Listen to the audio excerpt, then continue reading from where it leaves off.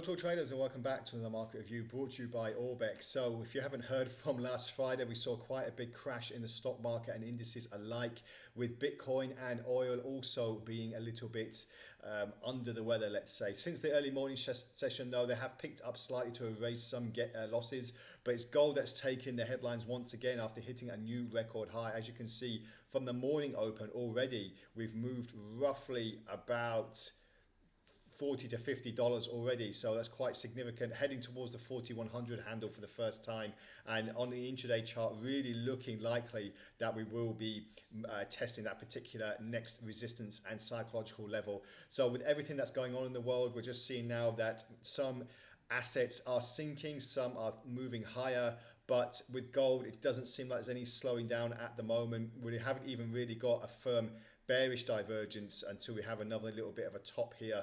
We are seeing a steady movement slightly to the downside for the RSI, meaning that there could be a little bit of a pullback in price action, but the statistics are telling us that we will probably be seeing another move higher in the next 24 hours as well. So obviously with the Middle East conflict hopefully coming to an end, and also we're having a little bit of a day of uncertainty, so we're seeing a little bit more of a tick up in gold, but that hasn't stopped oil, for example, really plummeting lower on Friday, and seeing the effects of Donald Trump's plan if he's going to start imposing more tariffs on China. We saw this on Bitcoin as well. That had a massive sell-off as you can see, but from the morning to slowly starting to recoup prices, and pretty much almost halfway there now. Will it have a full reversal? We'll have to wait and see, but Bitcoin has seen these big moves in the past as well, and it wasn't just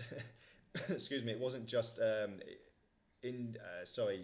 cryptos and commodities, it was also stocks and indices. I mean, look at the dramatic sell-off of the S&P, and from last Friday, as you can see, the market hasn't opened yet for the American session, but quite a substantial move lower, really pressured, and starting to see why Donald Trump's words and actions are so important to the stock markets as well. Same on the Nasdaq, as you can see, like for like, and the Dow also having more of a plummet away from its magical 47,000 area, trading now closer, well, it was trading closer to 45,000 before picking up in the early morning session so far. So what does this mean for everything else? Well, as I said, we're just focusing on the metal market, because it's been such a ferocious market that's been giving time and time again. So we're just waiting to see if that's going to have any big impact. Obviously keep an eye out for the headlines today. Lots of activity going on,